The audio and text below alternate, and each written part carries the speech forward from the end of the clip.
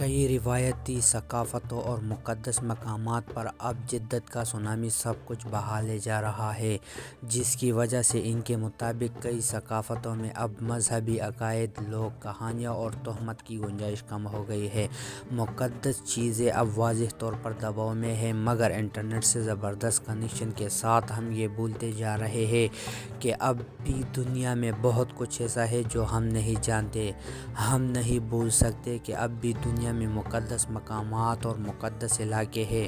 مقدس چیز کسی دریا میں کشتی رانی، کسی باغ میں چہل قدمی بھی ہو سکتی ہے کہ ویرانی کی آواز سنی جا سکے۔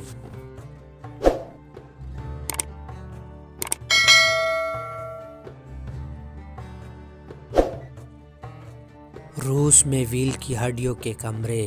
سائبیریا کے بحیرہ برہنہ کے ایک چھوٹے سے اور دور دراز جزیرے ایتیگران پر عظیم الجثہ ویلز کی پسلیاں اور ریڑھ کی ہڈیاں ترتیب سے رکھی گئی ہیں۔ یہ 550 میٹر طویل راستہ جو سمندر کے بالکل پاس ہی واقع ہے، اس پر ایک پراسرار اور کچھ حد تک پریشان کن نظارہ پیش کرتا ہے۔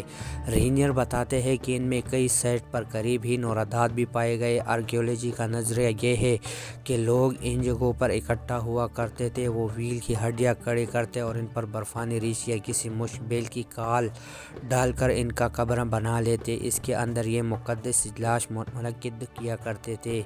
اسی طرح مقدس سائٹ پر ایک روح کا احساس ہوتا ہے جہاں دیوملائی جانور اور زمینی ارواح کی عبادت کی جا سکتی ہے۔ اس میں کئی خیز جگہ اس طرح کی کوئی تقریب منعقد ہونے کا تصور کر سکتا ہے، جہاں ماہرین آثار قدیمہ کا خیال ہے کہ ویل ہون ایلی اور ویل کی ہڈیوں کے دیگر آثار قدیمہ مزارات اور مقدس تقریبات کی جگہ کے طور پر بنائے گئے تھے۔ وہاں کچھ مقامی لوگوں کا آج خیال ہے کہ یہ جگہ ممکنہ طور پر ویل کا گوشت کاٹنے اور محفوظ رکھنے کے لیے بنائی گئی تھی۔ سعودی عرب میں پتھر کا شہر۔ حجرت انبطاتی لوگوں کا دوسرا شہر تھا جو اس سے قبل یہاں سے 500 کلومیٹر دور شمال مغرب میں آج کے اردن میں پیٹرا یا البترا نامی معروف دارالحکومت بھی بسا چکے تھے۔ سعودی عرب کے اضلاع خاتے میں واقع پتھر کا یہ قدیم شہر، جسے مسلمان الحجرہ یا مدینہ صلح بھی کہتے ہیں، پہلی صدی قبل مسیح تک پرانا ہے۔ یہ سعودی عرب کی وہ پہلی سائٹ ہے جو یونیسکو کی عالمی وراثت کی فہرست میں شامل ہے۔ یہاں 100 سے زیادہ انتہائی محفوظ مقبرے ہیں جن کے بیرونی حصوں پر پتھروں میں دیدہ زیب نقشی کی گئی ہے۔ پیٹرا کی طرح یہ جگہ بھی بادشاہوں، ملکاؤں اور معزز افراد کے مدفن ہے۔ یہ پورا علاقہ ایک قدیم کاروانی کا راستہ تھا۔ عرب تجارتی بحری جہاز جزیرہ نما سعودی عرب کے انتہائی مشرقی حصے پر لنگر انداز ہوتے اور وہاں سے اونٹوں پر اس علاقے سے گزرتے پیٹرا جاتے اور وہاں سے مقدس سرزمین میں داخل ہو جاتے۔ یہ لوگ بہت دولت مند رہے ہوں گے۔ یہ علاقہ بہت غیر معمولی ہے کیونکہ یہ صحرا بالکل ہموار سطح پر، اور پھر یہاں کچھ بڑی چٹانیں ہیں جن میں انہوں نے اپنے مدافن بنا رکھے۔ ان میں دروازے بھی ہیں۔ جسموں کو پتھر کے مقبروں میں رکھا جاتا۔ ہم نہیں جانتے کہ انہیں لوگوں کو خزانوں کے ساتھ دفن کیا گیا ہے یا نہیں، لیکن میرا خیال ہے کہ ایسا ہی ہوگا۔ سیاح حجرہ کا دورہ کر سکتے ہیں اور حجاز ریلوے کا بھی تجربہ کر سکتے ہیں، جو کبھی دمشق سے مسلمان زائرین کو مکہ اور مدینہ کے مقدس شہروں تک لایا کرتی تھی، یا پھر وہ گرم ہوا کے غبارے میں بیٹھ کر اس مقدس مقام کے اوپر سے دیکھ سکتے ہیں۔ اس علاقے میں دریافتوں کے لیے کھدائی کی جا رہی ہے۔ ابھی صحرائے عرب کے گہرائیوں میں واقع اس مقدس مقام کو وسیع تر سیاق و سباق کو سمجھنے کا آغاز ہی ہو رہا ہے۔ امریکہ میں اینا سازی لوگوں کے دستخط۔ امریکہ کے جنوب مغربی خطے بالخصوص یوٹا یا نیو میکسیکو، ایریزونا اور کولراڈو میں پتھروں کا قدیم آرٹ بھی جا بجا بجایا جاتا ہے۔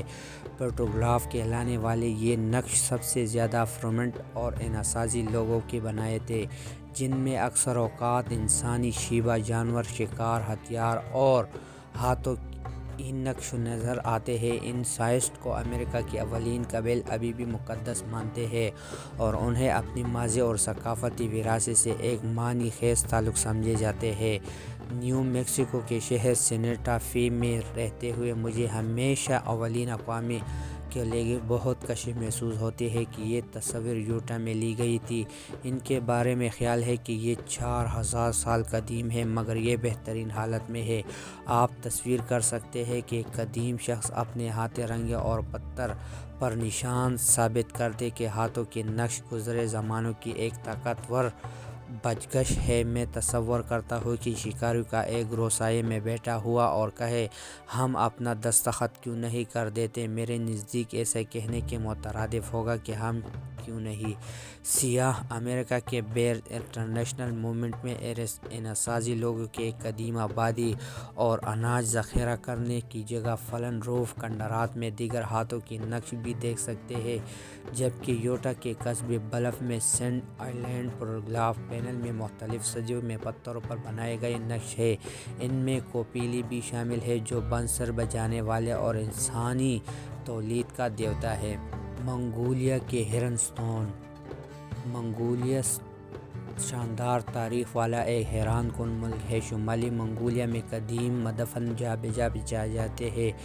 آپ گھاس کے میدان سے گزر رہے ہوں گے اور اچانک آپ کو پتھر کا ڈھیر نظر آئے گا جس کے اندر کسی انتہائی معزز جنگجو کی قبر ہوگی۔ انہیں پتھروں کے اندر آپ تلواریں، جواہرات کے ڈوبے سمت ان جنگجوؤں کے اپنی زندگی میں جمع کردہ کئی نادر اشیاء ملیں گے۔ قریب ہی آپ کو ڈیئر سٹونز کہلانے والے قدیم ستون نظر آئیں گے جو عام طور پر گرینائٹ کے ہوتے ہیں۔ رینٹر بتاتے ہیں کہ مدفن کے قریب ہی آپ کو ہی چٹان کا بنا ہوا ایسا ستون نظر آئے گا جس پر دیومالی ہرن بنا ہوگا جو جنگجو کے نیز اور تیر لے کر بلند ہو رہا ہے۔ جب جنگجو موت کے بعد کسی جنت کی جانب پرواز کر رہا ہو تو ہرن اس کی ہتھیار ساتھ لے کر اس کے پیچھے جاتا ہے۔ تانبے کے دور میں بنائے گئے یہ ستون شمالی منگولیا میں اوشولین اوشو سائٹ پر ہے جہاں تصویر بھی لی گئی تھی۔ یہ ستون 13ویں صدی سے لے کر 9ویں صدی قبل مسیح ہے۔ اوشگین اورو سائٹ پر تقریباً 30 ایسے ستون اور کئی پرگھا پتھر کے مجسمے اور چٹانوں میں بنائے گئے مدفن ہیں۔ اس کے علاوہ خود تعمیر وادی میں تانبے کے دور کی ایک اور سائٹ ہے جہاں ایسے 100 ہرن ستون ہیں۔ اس کے علاوہ ارنکھنگی صوبے میں جرقلین نامی ایک جگہ ہرن ستون کی وادی کہا جاتا ہے کیونکہ وہاں ایسے کئی ستون آس پاس موجود ہیں۔ منگولوئی افراد کا اپنے ماضی کے ساتھ گہرا تعلق ہے۔ یہ ہرن ستون منگولوئی ثقافت میں نہایت مقدس اور اہم تصور کی جاتی ہیں۔ کمبوڈیا میں دنیا کا سب سے بڑا مذہبی مقام۔ انگکور واٹ میں مندروں کا یہ وسیع کمپلیکس دنیا کا سب سے بڑا مذہبی مقام ہے جو کمبوڈیا کے دوسرے سب سے بڑے شہر سیم ریپ کے عین باہر ہے اور 400 مربع کلومیٹر پر پھیلا ہوا ہے۔ 12ویں صدی کے اوائل میں خمخیر سلطنت کے دارالحکومت کے طور پر قائم ہونے والی یہ جگہ اصل میں ہندو مندر تھی، مگر اس صدی کا اختتام تک یہ بدھ مذہب کی مقدس جگہ بن گئی تھی اور اب یہ دنیا میں بدھ افراد کی سب سے اہم زیارتوں میں سے ایک ہے۔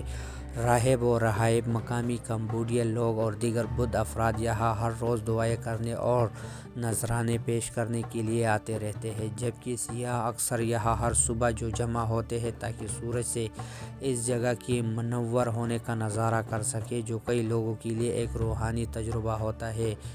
انگکور واٹ میں 4 بڑے راستے ہیں، مشرقی، مغربی، شمالی اور جنوبی، اور یہ سب مندر کے مرکز تک لے جاتی ہیں۔ تصویر میں نظر آنے والی دروازہ 12ویں مندر لے جانے والے مرکزی دروازوں میں سے ایک ہے۔ یہ بہت اثر انگیز جگہ ہے، یہاں مقدس اور اسرار کا احساس پایا جاتا ہے۔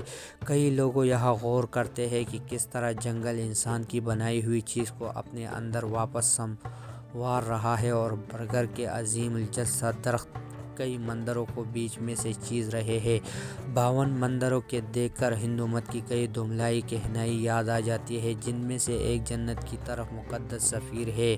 انگکور کمپلیکس میں 70 سے زیادہ مندر اور تقریباً 1000 عمارات ہیں، چنانچہ سیاحوں کے آس پاس یہاں دیکھنے کے لیے بہت کچھ ملتا ہے۔ اس کے علاوہ یہاں مہاتما بدھ کے تحاشا مجسمے بھی ہیں جن میں بدھ کی کہانیاں بیان کرتی نقاشی موجود ہے، تاہم احترام کے پیش نظر کئی ہندو مجسمے اور آرٹ باقی رہ دیے گئے ہیں۔